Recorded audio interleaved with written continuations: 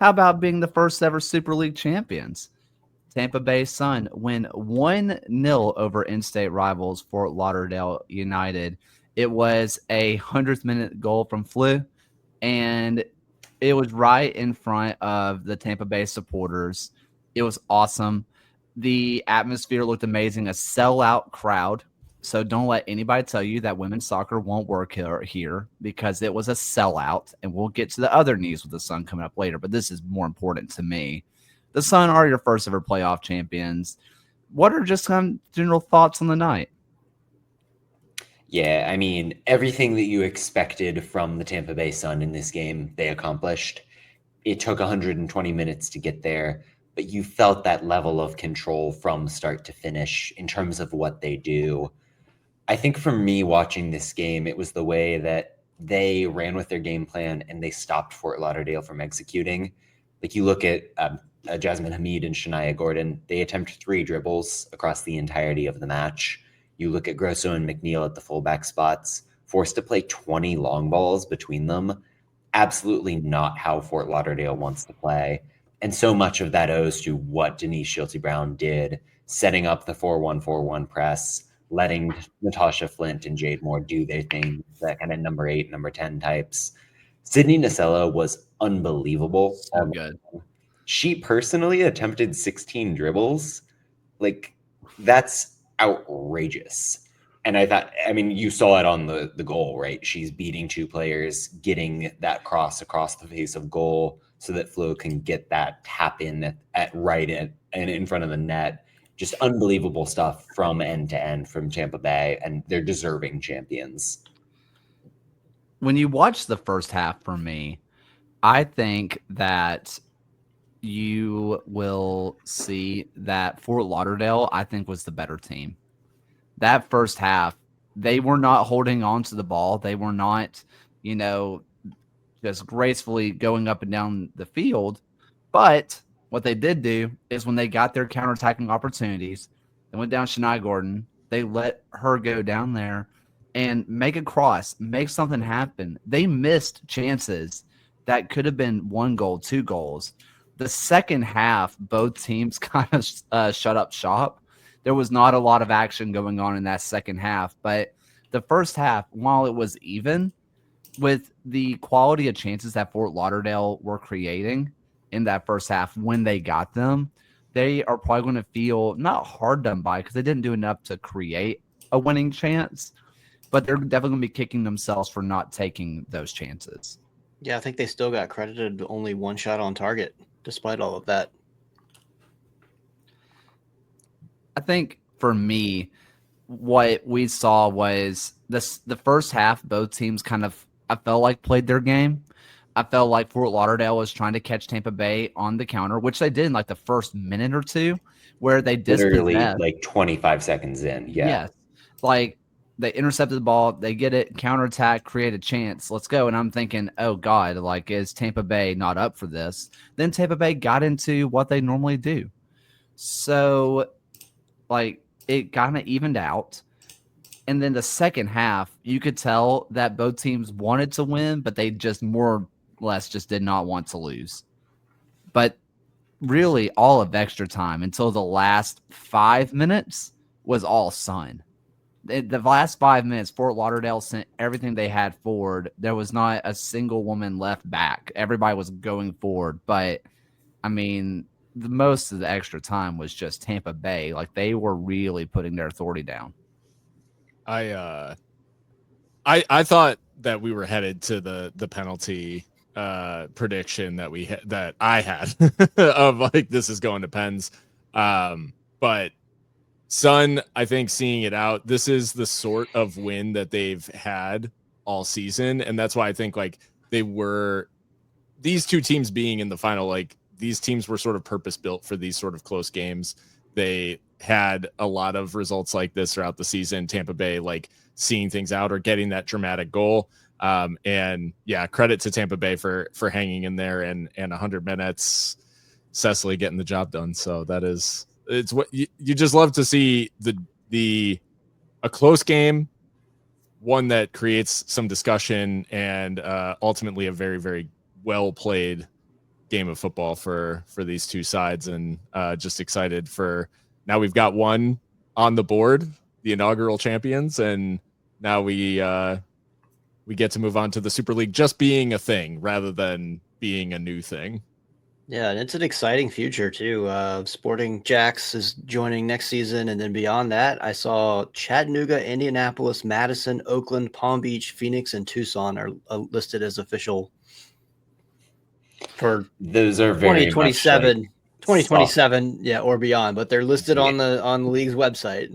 Milwaukee USL somewhere in there. Yeah. I mean, Even if only just a few of those join, it's still Yeah. it's an exciting time for the Super League, especially Oakland's with been what we're getting with very the stadium. Yeah, Oakland has been very upfront in their intentions. Sporting Jacks definitely has been as well. There's a lot of teams in there that you see how it can expand from here. Like you see the growth, you see what it's projecting to. Even teams like the Trinity, who play in the biggest stadium of anybody in the USL. I mean, Cotton Bowl's what, 80 something thousand? And they make it a good atmosphere. Like watch a match, it's fun. And I think you see what it can project to, and it's definitely something worth watching and paying attention to going forward, as you should have been anyway. I think the fascinating thing that I'm going to be looking for in the next couple weeks is the roster building style. Like, how much retention is there? Do we see some of these players get plucked by NWSL clubs? And some of that is my complete unawareness of the mechanisms that the NWSL uses to acquire players and what their windows might look like. But if you're a team like Tampa Bay, who had so many pretty young players pop during this playoff run, does that draw attention? And does the fact like somebody like a Sam Meza goes back to Seattle and excels after the loan stint, how does that affect the market? And ironically, we've not seen much of a USL to MLS market, but if we see something like that happen on the women's side, I think it would be unbelievably great for the game. I mean, we kind of talked about her a little bit. I mean, Nacello getting the MVP for the final MVP, not playoff MVP, but final MVP. You're telling me there's not an NWSL team that doesn't want her coming off the bench at the very least? Like, you've got a player that can play on either wing, went 10 of 16 for dribbles in a single game in the title game. She could eat a defense alive at any level. Like, I can't be convinced otherwise. Ryan, what say you? Yeah, it was a very exciting match. You had Tampa Bay, who had their 7th one-goal victory on the season, and to get the result at home in front of what we said, the sellout crowd of over 5,000 fans, there is just a tremendous atmosphere and a really great result for Tampa Bay and for the league in their inaugural season. And as Andy had said in chat, they are getting the boat parade as well, which is terrific to see. But as we kind of move into the summer, like John had said, it's going to be very interesting to see kind of the roster builds that teams are going to have carrying over. And a few of the other things that kind of jump out to me are teams who will like very quickly be kind of gearing back up for the season of just like how soon of a turnaround as we're going to see. Like, for instance, Lexington are going to be playing Racing Louisville in a friendly on July 13th, which is not that far away. That's very much kind of around the corner. And we're seeing teams who are already thinking towards next year or thinking on how Tampa Bay can defend their title, how Carolina can turn their shield into a playoff victory as well. So it's going to be a very interesting summer for the league ahead. Well, as we look at what's coming ahead, I mean, you mentioned more friendlies. Dallas is playing Club America. That's a big one. That should be a ton of fun to check out. There's going to be a lot of those that pop up. Unfortunately for me, and I say unfortunately because this is where I'm just going to give my take that I've felt for a long time. I'm throwing out there of U.S. soccer fans care more about real estate than soccer, because the biggest Super League news to come out this week is not Tampa Bay winning the championship. It's, of course, Tampa Bay is getting a stadium. And that was announced by USL HQ that they are getting their own 15,000 seater stadium, which, if it is a women's soccer only stadium, I believe would make it the largest women's soccer specific stadium in the world. Certainly the biggest in the United States, would beat Kansas City by about 3,000. So huge deal for the Tampa Bay Sun to get that. Also, USL HQ would be inside of that footprint. I don't know if they're necessarily inside of the stadium, but at the very least, they're within the footprint of what's being built. And to some people, are just like, well, that's now we have to worry about biased USL, whatever. Like MLB's main headquarters, or sorry, the NFL's main headquarters is inside of the Rams and Chargers stadium. Like that's where the NFL is. Like it's not unusual to put a league's HQ inside of a state of the art facility. It can definitely house that. It doesn't make them biased, I promise. Although Nicholas Murray definitely hates your club. Yeah, it's a nice flagship, like crown jewel for USL if it happens. Right there in right outside of downtown Tampa, with those offices. Like I think it's great. I'd be wondering if the Rowdies might make a move over there when their stadium continues to start falling apart, but different ownership groups.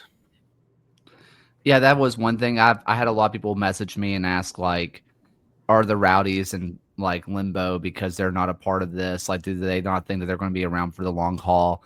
The Rowdies and the Sun do have different ownership groups. I think there's like minority monies that are shared, but primary owners are different.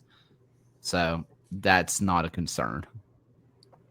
Yeah, and given that the Rowdies share ownership with the Rays, where we kind of know what the situation is and the lack of financial support that they have suffered from, I wouldn't necessarily put my eggs in a basket of the Rowdies doing their own thing, which puts this in a bit of a precarious situation. So I'd love to see teamwork. I don't know if it'll happen, but I think the main focus obviously has to be the success of the Sun. Absolutely. What they did building up support during the year, selling out the final.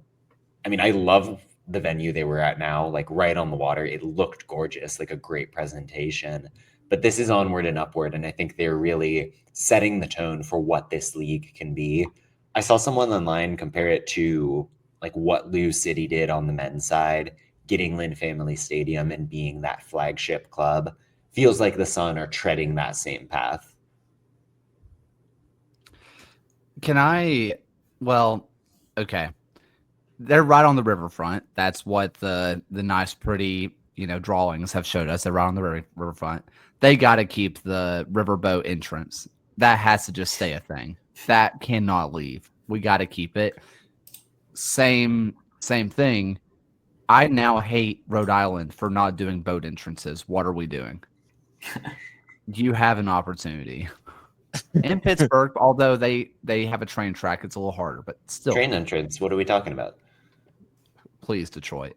But yeah, apparently in this article, and I got to find it again, it was pointed out to me, and I got to make sure it is here, that it was mentioned of the Division I USL league would be starting in 2028. Apparently that was mentioned in there. So that's like a actual specific, not 27, 28, but 2028. So that's kind of news, but also like, if we're all being honest, I think everybody in here said choose the 28, not the 27. Like we kind of know how this thing goes.